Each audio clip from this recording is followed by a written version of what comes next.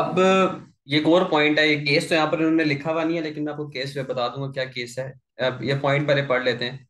Damages can not usually be recovered for loss of enjoyment, यानी कि आप usually normally ये नहीं कह सकते कि यार तुम्हारे कॉन्ट्रैक्ट ब्रीच करने की वजह से मेरी एंजॉयमेंट लॉस हो गया तो मुझे तुम पैसे दो, ठीक है।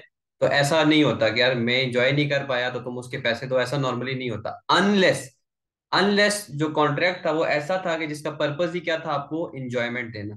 तो in this case it was a holiday. तो ये एक केस है, उससे उन्होंने ये पॉइंट डिराइव किया। आपका मकसद पॉइंट समझना है, मैं आपको केस समझाता हूँ फिर पॉइंट समझाता हूँ। अब जार्विस जो था, उसने जो स्वान्स टूर थे, टूरिंग कंपनी थे, उनके साथ उसने एक क्रिसमस का जो है ना, उसने एक पैकेज बुक किया, ठीक है। उस पैकेज में सारा कुछ इन्वॉल्व था, होटल था, खाना पीना, रिहाइश और बाकी इंजॉयमेंट्स की जो भी राइड्स वगैरह जो कुछ भी थे। तो उसने 63 पाउंड्स का जो है ना, 63 पाउंड्स का जो पैकेज था, स्वान टूर्स से उसने ये पैकेज लिया, ठीक है। और हुआ ये कि वो बेसिकली वो गया उधर, टूरिंग कंपनी का जो था होटल, वहां पर उसने स्टे किया, रेस्टोरेंट्स में खाना शाना खाया, जो भी उनकी एक्टिविटीज थी वो परफॉर्म की। अब उसने जब ये एक्टिविटीज परफॉर्म की, उसने इनको सू कर दिया। सू क्यों किया? उसने कहा कि जो फैसिलिटीज थी और जो अकोमोडेशन थी ना, वो जो इन्होंने पैसे लिए हुए थे या जो एक्सपेक्टेशंस थी उसके मुताबिक नहीं थी। तो ये केस है, ठीक है। यहाँ पर इन्होंने मेंशन नहीं किया हुआ, लेकिन ये मैंने केस स्टडी की हुई है। तो उसने ये केस किया बेसिकली कि इन्होंने जो 63 पाउंड्स मेरे से लिए थे, और इन्होंने जो मुझे बेसिकली जो पैकेज प्रोवाइड किया था, उसमें जो इनकी फैसिलिटीज थी और जो एकोमोडेशन थी जहां पर मैं स्टे कर रहा था, वो अप टू मार्क नहीं थी। वो जो है, जितनी एक्सपेक्टेशंस थी इस प्राइस के वजह से, उस एक्सपेक्टेशन पे पूरा नहीं उतरती थी। तो ये उसने इस वजह से स्वान स्टोर को सू कर दिया, केस कर दिया जारविस ने, ठीक है। तो कोर्ट ने क्या हेल्ड दिया?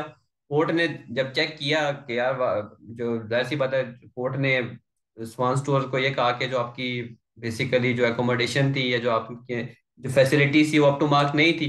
तो आप जो है वो इनको ब्रीच जो है उसकी अमाउंट डैमेजेस पे करेंगे। और हाफ अमाउंट जो है ना, वो 31 पाउंड रिकवर कर ली थी मिस्टर जार्विस ने, ठीक है।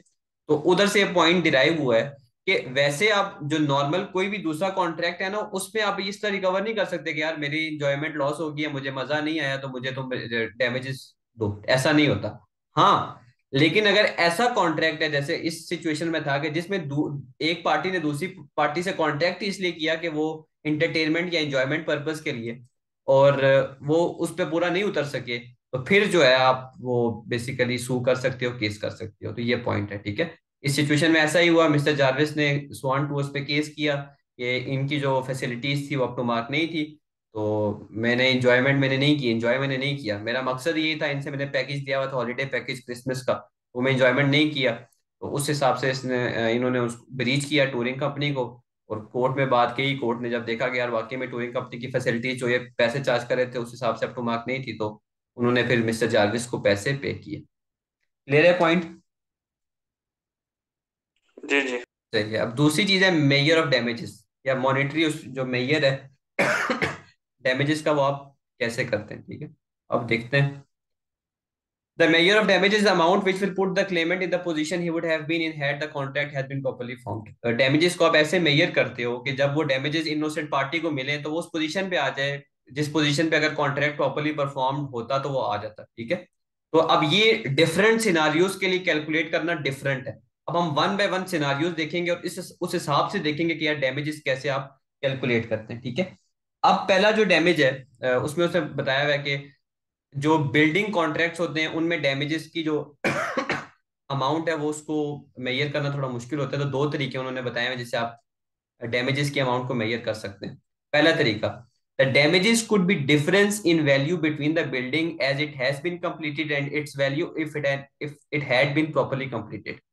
आपके और मेरे दरमियान कॉन्ट्रैक्ट हुआ, मैं कंस्ट्रक्शन कंपनी हूँ, आपने मुझे कहा कि आप मुझे घर बना के दो, ठीक है। अब हुआ यूं कि मैंने कुछ हिस्सा घर का बनाया और उसके बाद जो है मैंने बेसिकली बाकी काम छोड़ दिया, ठीक है। बाकी काम मैंने छोड़ दिया, यानी कि मैंने ब्रीच ऑफ कॉन्ट्रैक्ट कर दिया, मैंने आपको कह दिया कि मैं बाकी काम नहीं कर सकता, सही है। अब आपने मुझ पे केस कर दिया, सू कर दिया, कोर्ट ने कहा डैमेजेस पे करो। अब सवाल ये पैदा हुआ कि मैं डैमेजेस बनते कितने। तो पहला तरीका क्या है? पहला तरीका ये है कि आप देखोगे कि जो जितना अभी मैंने घर बनाया है उसकी मार्केट वैल्यू क्या है। फॉर एग्जाम्पल मैंने आपको 60% काम करके दिया और बाकी 40% के लिए मुकर गया, तो 60% जो मैंने आपको काम करके दिया, उस 60% वर्क के हिसाब से अभी अभी घर की मार्केट वैल्यू क्या बनती है। फॉर एग्जाम्पल घर की मार्केट वैल्यू बनती है 1 लाख। और फिर वो चेक करेंगे कि अगर ये प्रॉपरली घर कंप्लीट हुआ होता है एज पर कॉन्ट्रैक्ट, तो उसकी क्या मार्केट वैल्यू होती है। फॉर एग्जाम्पल वो मार्केट वैल्यू जो होती है वो होती 1,50,000, अगर मैं प्रॉपर तरीके से काम करता, कॉन्ट्रैक्ट को ब्रीच ना करता। तो कोर्ट कहेगी जी जो डिफरेंस है ना 50,000 का, वो आप जो है आपके डैमेजेस हैं, जो पार्टी जिसने कॉन्ट्रैक्ट को ब्रीच किया यानी कि मैं, आपने ये डैमेजेस इनोसेंट पार्टी को देने। क्लियर है पहला तरीका। जी जी।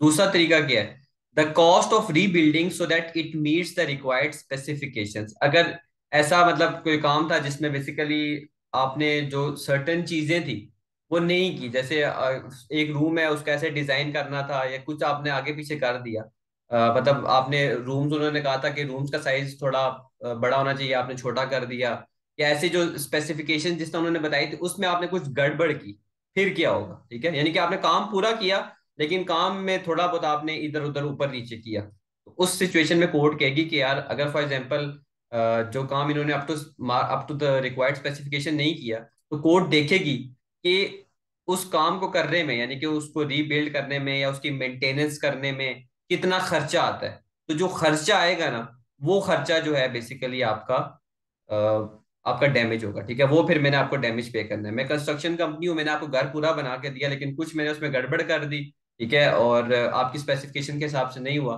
तो फिर ये होगा कि मैं आपको उस उस चीज को दोबारा ठीक करने के जितने भी पैसे बनते हैं ना, मैं वो आपको पे करूंगा। ठीक है, क्लियर है ये वाला भी।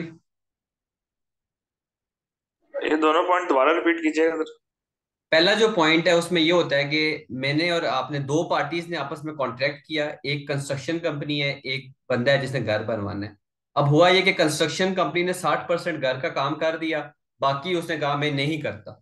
ठीक है, फॉर एनी रीजन। अब ब्रीच किया कंस्ट्रक्शन कंपनी ने, आपने कंस्ट्रक्शन कंपनी पे दूसरी पार्टी ने सू कर दिया, कोर्ट में बात चलेगी, कोर्ट ने कहा कि कंस्ट्रक्शन कंपनी ने कॉन्ट्रैक्ट को तोड़ा है तो वो डैमेजेस पे करेंगे।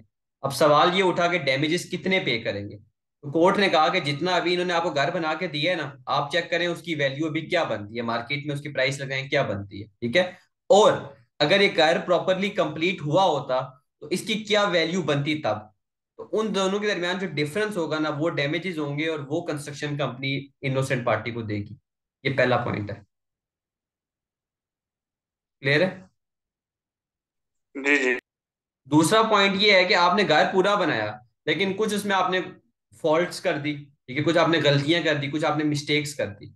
अब आपने यानी कि कॉन्ट्रैक्ट फिर भी तोड़ा ना। देखें, कॉन्ट्रैक्ट अगर आपने मुझे कहा था कि स्पेसिफिकेशन के हिसाब से घर बनाना है, तो मैंने घर बेशक पूरा बनाया हो, लेकिन कुछ अगर उसमें मैंने मिस्टेक्स कर दी तो उस हिसाब से तो मैंने वो कॉन्ट्रैक्ट का वो वाला हिस्सा तो तोड़ दिया ना, कॉन्ट्रैक्ट ब्रीच कर दिया। इस सिचुएशन में कोर्ट क्या कहेगी, कोर्ट कहेगी कि यार जो तुमने गलती की है ना, उस गलती को ठीक करने का जो खर्चा है ना, वो तुम इनोसेंट पार्टी को डैमेजेस दे दो। बस बात खत्म। सही है। सही है। ये सेकंड पॉइंट है। The usual measure of such damage is cost of repairing the faulty work known as the cost of cure। अब अगला पॉइंट ये अगेन बहुत इंपॉर्टेंट पॉइंट आ रहा है और इससे रिलेटेड बड़ी इंपॉर्टेंट रिसेंट एक केस स्टडी है, वो आपको समझ आएगी। हाउएवर ये बड़ा इंपॉर्टेंट है। This may not be the case where the cost of remedying का मतलब होता है सोल्यूशन निकालना, डिफेक्ट्स को ठीक करना। रेमिडिंग द डिफेक्ट्स का मतलब होता है डिफेक्ट्स को ठीक करना। लेकिन ये प्रॉब्लम तब अराइज होगी अगर अगर वो जो आपने गलती की है, गलती को ठीक करने का जो खर्चा है वो बहुत ज्यादा डिसप्रोपोर्शनेट हो जाता है, यानी कि आउट ऑफ रीच हो जाता है।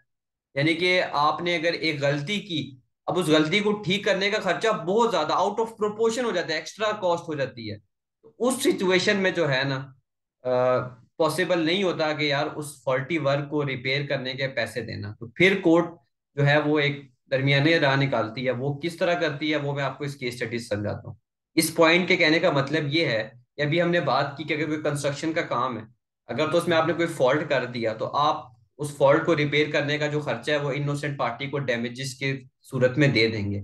लेकिन आपकी गलती की वजह से जो रिपेयर की कॉस्ट है वो बहुत बहुत ज्यादा बन रही है, आउट ऑफ प्रोपोर्शन बन रही है, तो फिर जो है ना आप मतलब आप चेक करोगे कि यार जिस किस मकसद के लिए वो काम किया गया था, क्या वो चीज उस मकसद को पूरा कर रही है, उस हिसाब से कोर्ट डिसाइड करेगी।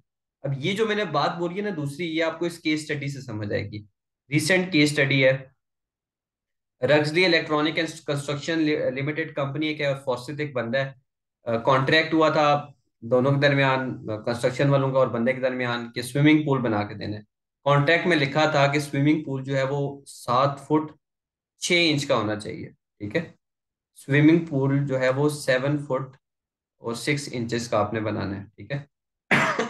अब हुआ यूं, और कॉन्ट्रैक्ट की प्राइस 18,000 पाउंड थी, यानी कि 18,000 पाउंड का एक कॉन्ट्रैक्ट हुआ था। कंस्ट्रक्शन कंपनी वालों के साथ कॉन्ट्रैक्ट हुआ, और कॉन्ट्रैक्ट किया था कि 7 फुट 6 इंच का आपने स्विमिंग पूल में बना के देना है, और डेप्थ जो उसकी डेप्थ है वो इतनी होनी चाहिए। अब हुआ यूं कि जो, और 18,000 पाउंड हम आपको देंगे। अब हुआ यूं कि जो कंस्ट्रक्शन कंपनी वाले थे उन्होंने जो पूल बनाया उसकी डेप्थ जो थी वो 6 फुट 9 इंचेस थी, यानी कि ऑलमोस्ट जो है आप कह सकते हैं अराउंड 9-10 इंचेस जो है वो उसने डेप्थ डेप्थ कम रखी, ठीक है, इतना गहरा नहीं रखा। अब हुआ यूं कि अब अगर इस एरर को फिक्स करना है, जो भी हमने ऊपर बात की कि अगर कोई किसी ने फॉल्ट कर दिया तो जितनी फिक्सिंग कॉस्ट बनती है वो पे कर दे, ऊपर अभी हमने बात की रिपेयरिंग ऑफ फॉल्टी वर्क। अब इस केस में ये हुआ कि fixing the error would have required full reconstruction, यानी कि इस एरर को ठीक करने के लिए दोबारा से सिरे से सब कुछ जो है आपको वो करना पड़ेगा, रिकंस्ट्रक्शन करनी पड़ेगी, and would have cost about 21,000। और इसको, इसकी जो कॉस्ट पड़ेगी वो 21,000 पाउंड पड़ेगी। अब प्रॉब्लम वही अराइज हुई कि यार ये जो 21,000 पाउंड है ये तो बहुत डिसप्रोपोर्शनेट हो गया ना, यानी कि 18,000 पाउंड आपने का कॉन्ट्रैक्ट किया था। अब वो बंदे ने चलो गलती कर दी, 7 फुट 6 इंचेस जो है उसका उसने इतनी डेप्थ का उसने बनाना था स्विमिंग पूल, लेकिन उसने जो है कम का बना दिया, एक्चुअल डेप्थ जो थी उसकी सिर्फ 6 फुट 9 इंचेस थी। ये अब उसने मिस्टेक कर दी, उसकी गलती है। लेकिन अब 18,000 पाउंड का कॉन्ट्रैक्ट था और इस एरर को फिक्स करने के लिए 21,000 पाउंड यानी कि मजीद चाहिए। तो ये जो लॉस है, जो लॉस की मेजरमेंट है, ये तो बहुत डिस्प्रोपोर्शनेट होगी है ना, ज्यादा होगी है। नुकसान की सूरत में चीजें आ जाती है, ठीक है। मतलब अब कोर्ट ने क्या फैसला सुना है, बड़ा रीसेंट केस है 1995 का। कोर्ट ने कहा कि जो कॉस्ट ऑफ री स्टेटमेंट है, यानी कि इसको दोबारा ठीक करने की, वो तो बहुत ज्यादा जो है ना out of all proportion to the benefit gain है, यानी कि बेसिकली अगले को तो नुकसान ही नुकसान है, जिसने कंस्ट्रक्शन कंपनी वाला है उसको तो नुकसान ही नुकसान है, यानी कि आउट ऑफ प्रोपोर्शन है। The difference in value only should be avoided. तो कोर्ट ने कहा कि यार देखो उसने गलती की, ठीक है हम मानते हैं, लेकिन उसकी गलती को ठीक करने के लिए नुकसान तो बहुत ज्यादा आउट ऑफ प्रोपोर्शन है, ये तो वो पे कर ही नहीं सकता ना। 18,000 पाउंड का कॉन्ट्रैक्ट था, उसमें तो उसको प्रॉफिट कुछ ही होना था, ठीक है। अब उस वो प्रॉफिट भी उसका चला जाएगा, और प्लस 21,000 पाउंड जो कि एक बड़ी बड़ी अमाउंट है, वो उसके लिए तो ये डैमेज बड़ा आउट ऑफ प्रोपोर्शन है। तो फिर कोर्ट जो है वो क्या चीज देखती है, वैल्यू देखती है, वैल्यू कि क्या वो चीज उतनी वैल्यू प्रोवाइड कर रही है या नहीं कर रही। तो कोर्ट ने कहा कि यार देखो स्विमिंग पूल था, स्विमिंग पूल की वैल्यू क्या थी, स्विमिंग पूल का मकसद क्या था, स्विमिंग करना। उसने 9 इंचेस जो है उससे बेसिकली, मतलब चलो उसने डेप्थ कम रख दी, ठीक है, उसने गलती कर दी, लेकिन स्टिल स्विमिंग पूल जिस मकसद के लिए बना गया था, आप वो वैल्यू तो इसको एंजॉय कर सकते हैं ना, स्विमिंग पूल को आप यूज कर सकते हैं, ठीक है। लेकिन फिर भी कोर्ट ने कहा कि चलो जो इससे मिस्टेक हुई है, ठीक है, इससे जो मिस्टेक हुई है कि 7-8 इंचेस का जो डिफरेंस आया है, उसकी वजह से ये 2500 अमाउंट जो है वो आपको as a loss of amenity और इंजॉयमेंट जो है वो पे कर देगा, ठीक है। कोर्ट का ये फैसला था कि देखें लॉस जो है वो इसकी जो गलती है उसकी वजह से जो फिक्सिंग कॉस्ट है वो बहुत ज्यादा आउट ऑफ प्रोपोर्शन है, बहुत ज्यादा है। अब आपने जो स्विमिंग पूल बनाया था उसकी वैल्यू तो यही थी ना कि मतलब आपने स्विमिंग पूल में एंजॉय करना है। अब जो 9 इंचेस का या 8 इंचेस का डिफरेंस आ गया है, ठीक है, तो अब उसकी वजह से दोबारा से रिकंस्ट्रक्शन तो करना इसके साथ, इसके लिए तो बेसिकली इम्पॉसिबल होगा ना, वो तो पनिशिंग में चला जाएगा, ठीक है। तो आपके लिए वो मकसद जो 7 फुट 6 इंच वाला स्विमिंग पूल कर रहा था, वही 6 फुट 9 इंच वाला भी जो उसकी गहराई है वो भी आपके लिए उतना ही आपकी इंजॉयमेंट करेगा, ठीक है, इंजॉयमेंट जो आपकी रिक्वायरमेंट्स उनको फुलफिल करेगा। लेकिन स्टिल कोर्ट ने कहा कि चलो 2500 पाउंड जो है हम आपको डैमेजेस पे कर देंगे, जो बंदा था उसको का, ठीक है। फिर और कोर्ट ने ये भी कहा कि स्टिल जो 2500 भी हम आपको बोल रहे हैं ये भी still on the high side है, सही है। तो ये है केस, जिसमें मतलब अगर आपका जो रिपेयरिंग की जो कॉस्ट है वो बहुत ज़्यादा आउट ऑफ प्रोपोर्शन हो जाए, तो उस सिचुएशन में कोर्ट वैल्यू देखती है कि जो इसकी गलती हुई है उसकी वजह से मतलब नुकसान की क्या वैल्यू बनती है। ठीक है, उस हिसाब से कोर्ट अपनी डिस्क्रिशन पे, अपनी जजमेंट पे वो चीज़ डिसाइड करती है। अब अगली चीज आ जाती है रिलायंस डैमेज। ठीक है, रिलायंस डैमेज क्या होता है? Reliance damage enable claimant to recover compensation for expenses incurred in performing his part of contract before its breach, where applicable they are given in place of damages for loss of bargain, the claimant can not receive both. ठीक है, अब Reliance damage क्या होता है, मैं आपको आसान लफ्जों में समझाता हूँ। रिलायंस वर्ड यानी कि रिलाई करना। अब दो पार्टी के दरमियान कॉन्ट्रैक्ट हुआ, उस कॉन्ट्रैक्ट पे रिलाई करते हुए एक पार्टी ने अपने वाला पार्ट प्ले कर दिया, ठीक है, लेकिन दूसरी पार्टी ने उस कॉन्ट्रैक्ट को तोड़ दिया। तो इस सिचुएशन में जो है, जितना जो जो नुकसान होगा ना, वो कंपनसेशन जो बेसिकली एक पार्टी ने एक्सपेंस लगाया अपनी अपनी ऑब्लिगेशंस को फुलफिल करने के लिए, जो उसने खर्चा किया, वो खर्चा जो है ना, वो एज अ डैमेज वो वापस रिकवर कर सकता है। ठीक है, ये मैं आपको एग्जांपल से समझाता हूँ, आपको इजी समझ आ जाएगा। Anglia TV limited versus Reed. Anglia TV limited एक टीवी कंपनी है और रीट एक एक्टर है। ठीक है, अब री जो है, आर जो है बेसिकली रीट, उसके साथ एक कॉन्ट्रैक्ट हुआ था टीवी वालों का कि यार आपने लीडिंग रोल करना है, सही है। और क्लेमेंट ने भाई सारा खर्चा खर्चा कर दिया, फिल्म के लिए तैयार होने के लिए जितने भी खर्चे थे, लोगों को हायर वगैरह कर दिया और सारे खर्चे उसने अपनी तरफ से लगा दिए। अब जो एक्टर था रीड, उसने रेप्यूडेट कर दिया कॉन्ट्रैक्ट को। रेप्यूडेट वर्ड का मतलब होता है रिजेक्ट कर दिया या तोड़ दिया। अब एंजिला जो थी, एंजिलिया जो टीवी लिमिटेड कंपनी थी, उनको कोई सूटेबल रिप्लेसमेंट नहीं मिली। जाहिर सी बात है, उनका प्रोजेक्ट जो है वो उनको अबेंडन करना पड़ा, जो उन्होंने फिल्म बनानी थी इस एक्टर के साथ। उन्होंने जाके इस एक्टर को सू कर दिया, कोर्ट में बात की। तो कोर्ट ने कहा कि जी ये रिलायंस डैमेजेस थे, इसने अपनी साइड मतलब इसके दरमियान को आप और इसके दरमियान कॉन्ट्रैक्ट हुआ हुआ था, इसने सारी अपनी तरफ से काम कर दिया, तो अपना मतलब खर्चा वर्चा कर दिया था। अब आपके कॉन्ट्रैक्ट तोड़ने की वजह से इसको नुकसान हुआ है, जितना भी इसने खर्चा किया है ना, वो सारे का सारा आपने इसको वापस देना है। क्लियर है? क्लियर है ये पॉइंट? जी जी।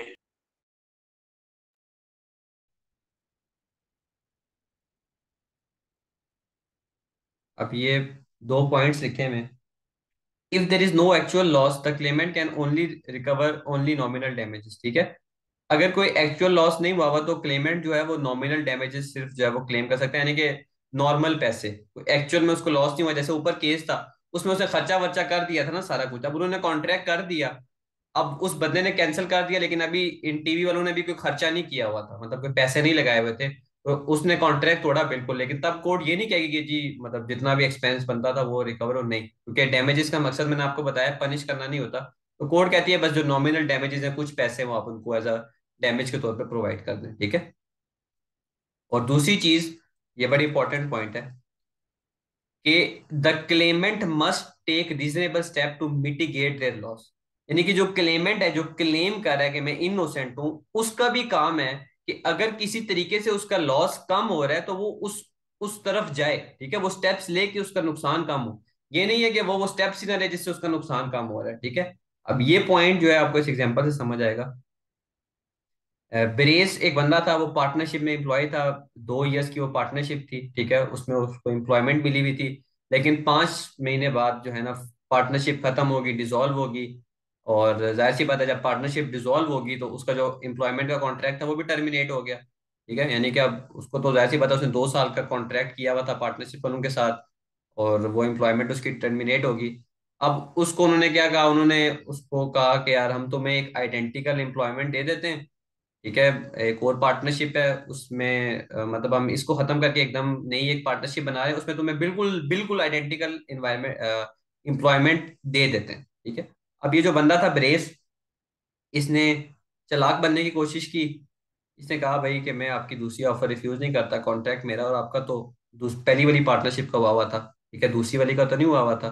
ठीक है, तो उसने कहा भाई जितने भी मेरे पैसे बनते हैं ना 2 साल के, 5 महीने के तो आपने मुझे सैलरी दे दी, बाकी जो 17 महीने ना उनकी सैलरी जो आप मुझे दें। और उन 17 महीने की सैलरी के लिए उसने सू कर दिया पार्टनरशिप को कि मुझे वो पैसे दें। ठीक है, अब कोर्ट में ये बात गई, तो कोर्ट ने भाई कहा कि देखो, तुम्हारे पास ऑप्शन था, तुम अपने लॉस को कम कर सकते थे, तुम्हें बिल्कुल आइडेंटिकल एम्प्लॉयमेंट ऑफर हुई थी, ये भी नहीं था कि तुम्हें मतलब पैसे दूसरी एम्प्लॉयमेंट से कम मिल रहे थे जो नहीं उन्होंने आपको ऑफर की थी। तो तुम्हारे पास ऑप्शन था, लेकिन तुमने वो स्टेप ही नहीं लिया कि तुम अपने नुकसान को कम कर सको, ठीक है। तो कोर्ट ने फिर कहा भाई आपको तो ये सारे पैसे नहीं मिल सकते, हाँ लेकिन कुछ amount as a nominal damage जो है वो आपको मिल सकती है। तो ये दो पॉइंट्स हैं, ले रहे हैं दो पॉइंट्स। जी जी। अब एक और पॉइंट है, नॉशनल डिडक्शन में be made to reflect taxation. अगर कोई ऐसा केस आ जाता है जिसमें मतलब दूसरी पार्टी ने सैलरी वगैरह क्लेम की होती है या पैसे उसको मिलने होते हैं, तो पैसे जो है ना वो उसको हमेशा नेट पे मिलेगी, ग्रॉस पे नहीं मिलेगी, ठीक है। याद रखना है आपने, यानी कि अगर आप सैलरी क्लेम कर रहे हो, नॉर्मली भी आपको जो सैलरी मिलती है ग्रॉस सैलरी, उसमें से टैक्सेशन वगैरह और सारी डिडक्शंस होती हैं, उसके बाद आपको नेट पे मिलती है। इसमें भी ऐसा होता है कि कोई ऐसी सिचुएशन आ जाती है जिसमें आप सैलरीज के लिए आपको क्लेम आप करते हो, तो आपको जो सैलरी जो मिलेगी ना डैमेजेस, वो नेट पे मिलेगी, ग्रॉस पे नहीं मिलेगी। ये केस है। इसमें ये हुआ कि एक सिविल इंजीनियर था, उसको ट्रांसपोर्ट कमीशन ने डैमेजेस दिए। डैमेजेस ये दिए कि रेलवे में काम करता था बेसिकली, तो रेलवे एक्सीडेंट की वजह से उसको नुकसान हुआ। तो उसमें जो डैमेज उसे मिले, वो जो उसकी अर्निंग्स लॉस हुई थी ना, उसको डैमेजेस मिल गए, जितना भी उसका कॉन्ट्रैक्ट हुआ हुआ था। अगर वो एम्प्लॉयमेंट में रहता तो उसको जितने भी सैलरी मिलनी थी, वो ब्रिटिश जो ट्रांसपोर्ट कमीशन था उन्होंने कहा हम आपको देंगे। अब क्वेश्चन ये राइज हुआ कि जो सैलरी इसको देनी है, वो ग्रॉस देनी है या नेट देनी है। तो कोर्ट ने कहा भाई नेट पे मिलेगी, क्योंकि नॉर्मली भी अगर वो काम करता तो वो सारी डिडक्शंस होनी थी, और डिडक्शंस होके उसको नेट पे मिलनी थी ना। तो नेट पे जो है ना वो एज अ डैमेजेस उसे मिलेंगे, ग्रॉस पे नहीं मिलेगी, ठीक है। तो केस यही था कि ग्रॉस पे मिलनी चाहिए या नेट पे मिलनी चाहिए, तो नेट पे मिलेगी, जो डिडक्शंस होती हैं वो होंगी सैलरी में से। क्लियर है ये केस। जी अब ये लास्ट पॉइंट है इसका, डैमेजेस वाले टॉपिक का, कि difficulty in evaluating loss does not prevent there recovery. अगर आप लॉस को इवेल्युएट करने में, उसके पैसे कैलकुलेट करने में आपको मसला आ रहा है, तो मतलब इसका ये मतलब नहीं है कि आपको वो रिकवर नहीं होंगे, ठीक है।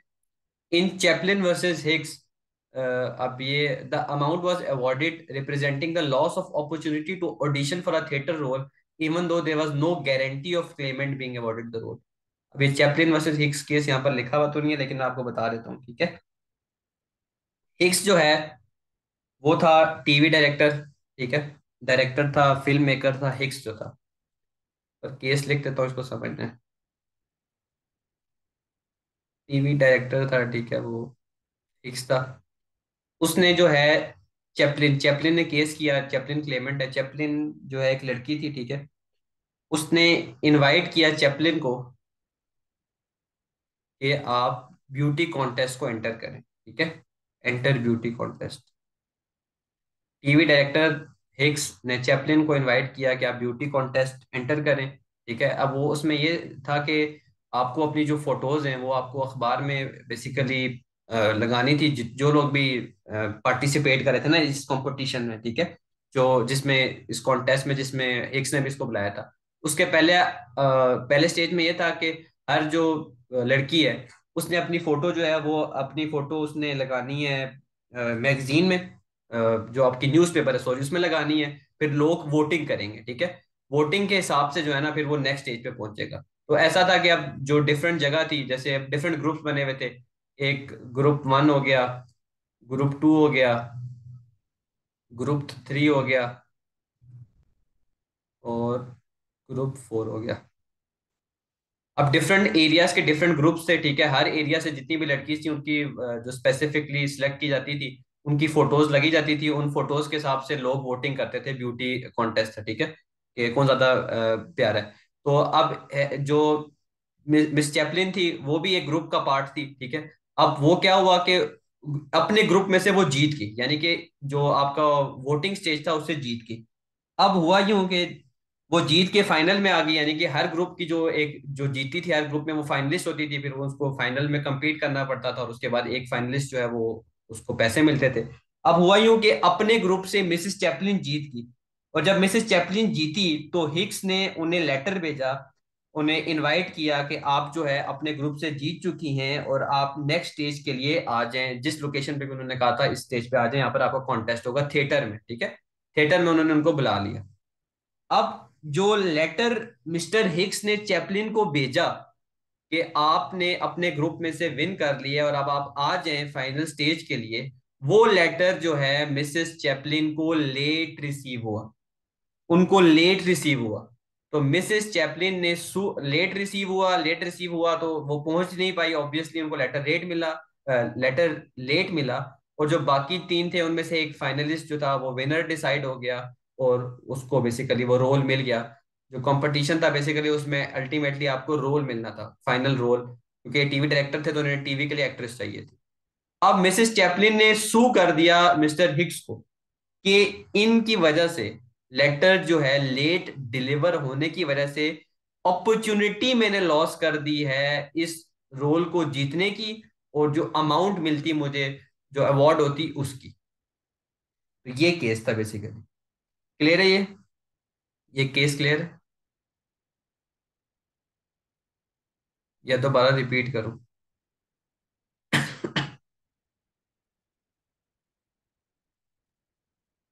दोबारा रिपीट कर सही है।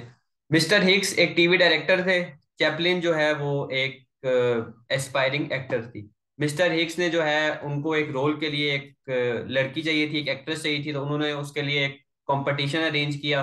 कंपटीशन में ये था कि डिफरेंट जो लड़कियां उन्होंने अपनी फोटोज प्रोवाइड करनी है, ठीक है, ग्रुप्स में डिवाइड थे डिफरेंट एरियाज से। तो जो जो विनर होगा उसको फिर वो बेसिकली उसका ऑडिशन करेंगे थिएटर रोल के लिए, और जो वहां से जीतेगा उसको फिल्म में जो है वो रोल मिलेगा, ठीक है।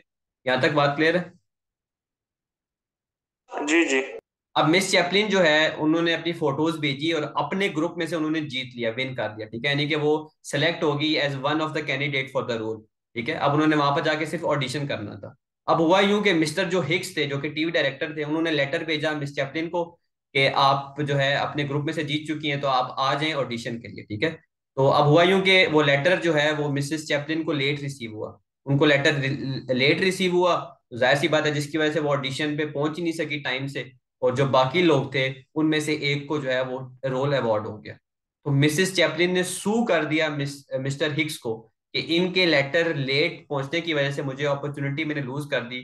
रोल जो है वो मुझे मिल सकता था, देखिए अभी गारंटी नहीं थी कि उन्हें मिलना था, लेकिन मिल सकता था, लेकिन उन्होंने मुझे लेटर लेट भेजा तो मैं ऑडिशन पे पहुंच ही नहीं पाई, जिसकी वजह से किसी और को रोल मिल गया। तो ये है केस। क्लियर है केस। जी, तो इसमें डैमेजेस मिले इसको? अब इसमें कोर्ट ने क्या सुनाया, अब वो मैं बात करता हूँ। अब इसमें हुआ यूं कि जो मिस्टर हिक्स थे उन्होंने कहा कि चलो मेरी मिस्टेक हुई, लेकिन उस मिस्टेक की वजह से मैं इनको जो नॉमिनल डैमेजेस हैं, ठीक है, नॉमिनल यानी कि नॉर्मल जो डैमेजेस है वो मैं पे कर देता हूँ। लेकिन मिसेस चैपलिन ने इस पे एग्री नहीं किया।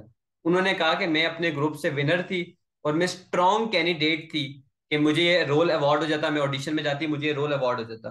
तो कोर्ट ने जो है वो कहा कि जी बिल्कुल मिस्टर हिक्स की मिस्टेक थी, और 100 के जो है 100 के पाउंड्स बेसिकली जो है, मेरे ख्याल से 100 के पाउंड्स था, या हाँ 100 के पाउंड्स इनको अवार्ड हुए थे, यानी कि जो अपॉर्चुनिटी ने लॉस की जिसकी वजह से वो उनको रोल नहीं मिला, उसके बदले कोर्ट ने उन्हें डैमेजेस पे किए। उन्होंने कहा मिस्टर हिक्स की गलती थी, तो डैमेजेस के लिए वो, मतलब वो डैमेजेस क्लेम कर सकते हैं, उन्हें वो डैमेजेस रिवॉर्ड भी हुए, ठीक है, रिकवर हो गए। क्लियर है। जी जी।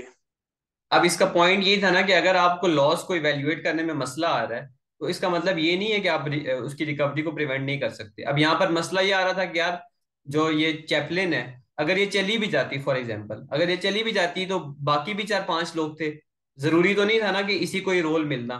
लेकिन उनकी मिस्टेक की वजह से एक अपॉर्चुनिटी इन्होंने लूज की है ना, इनको भी तो रोल मिल सकता था, अपनी ग्रुप से विनर थी। तो कोर्ट ने यही कहा कि यार आपकी मिस्टर हिक्स की गलती थी, तो आपने इनको डैमेजेस पे करने। मिस्टर हिक्स ने ये आर्ग्यूमेंट पेश की कि नॉमिनल डैमेजेस पे करूंगा, उन्होंने कहा नहीं नॉमिनल नहीं होंगे, नॉमिनल से जो है वो केस ज्यादा होंगे, ठीक है। क्लियर है। जी जी। अब हम आ जाते हैं अदर कॉमन लॉ रेमेडीज पे। डैमेजेस के अलावा और कौन कौन सी रेमेडीज होती हैं? एक होता है action for price. Action for price का मतलब होता है claim for agreed price should be made.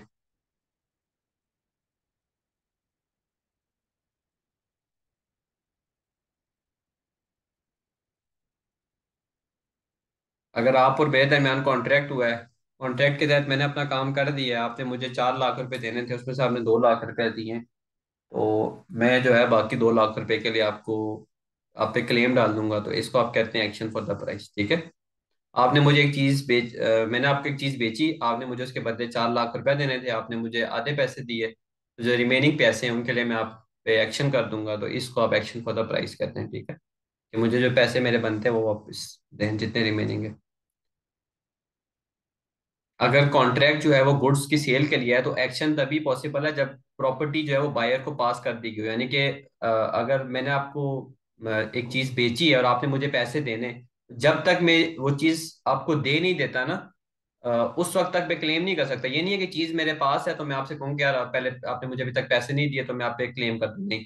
मैं वो चीज आपको दूंगा, उसके बाद आपने अगर मुझे पेमेंट नहीं की तो फिर मैं एक्शन आप पे कर सकता हूँ, सही है। हाँ, लेकिन अगर हमारे दरमियान ऑलरेडी डिसाइड हुआ है कि पहले से कि यार इस स्पेसिफिक डेट पे आपने पेमेंट करनी ही करनी है, जैसे हमारे दरमियान डिसाइड हुआ कि 20 नवंबर को जो है मैं आपको गाड़ी दे दूंगा, आप 17 नवंबर को मुझे पैसे दे दीजिएगा। तो 17 नवंबर को अगर आपने मुझे पैसे नहीं दिए तो मैं आप पे फिर एक्शन फॉर द प्राइस कर सकता हूँ, ठीक है। अगर तो स्पेसिफिक डेट हमारे दरमियान एग्रीड है, अगर एग्रीड नहीं है तो फिर मैं 20 नवंबर का वेट करूंगा, मैं आपको जो है वो गाड़ी प्रोवाइड करूंगा, और आपने कहा कि मैं पेमेंट करूंगा और आपने पेमेंट नहीं की तो मैं उस पेमेंट के लिए आप पे एक्शन कर दूंगा। इसको कहते हैं एक्शन फॉर द प्राइस, ठीक है। क्लियर है। सही सही है। बाकी क्वांटम मेरिट का मतलब ये होता है कि जितना आपने वर्क किया है ना उतने पैसे आपको मिल जाने चाहिए। आपके दरमियान और मेरे दरमियान एक कंस्ट्रक्शन कॉन्ट्रैक्ट हुआ, मैंने आपके लिए घर बनाना था, ठीक है। अब हुआ यूं कि जब मैंने 60% ऑफ जब मैंने 60% घर बना लिया, तो आपने मुझसे कहा कि यार मेरे पास तो अभी मजीद पैसे हैं ही नहीं, तो मैं तो अब मतलब रिमेनिंग जो है वो पेमेंट आपको नहीं कर सकता, मेरे पास पैसे ही नहीं है, मैं अब आपको पेमेंट कैसे करूंगा, ठीक है। इस सिचुएशन में कोर्ट कहता है कि चलो, जितना काम जो है कॉन्ट्रेक्चुअल वर्क कर दिया गया है ना उसको मेजर करो, और उस हिसाब से जितने पैसे बनते हैं ना वो आप पे कर दो। फॉर एग्जाम्पल, आपके दरमियान और मेरे दरमियान एग्रीड हुआ था कि 20,000 पाउंड में फॉर एग्जाम्पल मैं आपको घर बना के दे दूंगा। अब मैंने 60% काम किया, फिर अब आपने कॉन्ट्रैक्ट ब्रीच कर दिया, ठीक है। आपने कहा कि मेरे पास तो इतनी गुंजाइश ही नहीं है कि मैं आपको मजीद पैसे दे सकूं, तो बस कोर्ट कहेगी कि यार 20,000 फुल घर बनाने का था, 60% इसने कर दिया है, तो आप जो है इसको 12,000 पे कर दो। तो इससे आप कहते हैं क्वांटम मैरियट, कि जितना कॉन्ट्रेक्चुअल वर्क कर दिया गया है उतने के पैसे दे दो, ठीक है। जी जी। क्लियर है, कोई डाउट तो नहीं है इसमें। बस एक्शन फॉर प्राइस यही है कि मतलब आपने जितना। जो हमारे दरमियान एग्री हुआ था प्राइस करना, अगर वो पैसे दूसरी पार्टी नहीं दे रही तो उस पे वो उसके लिए क्लेम कर दो कि यार मुझे पैसे दो।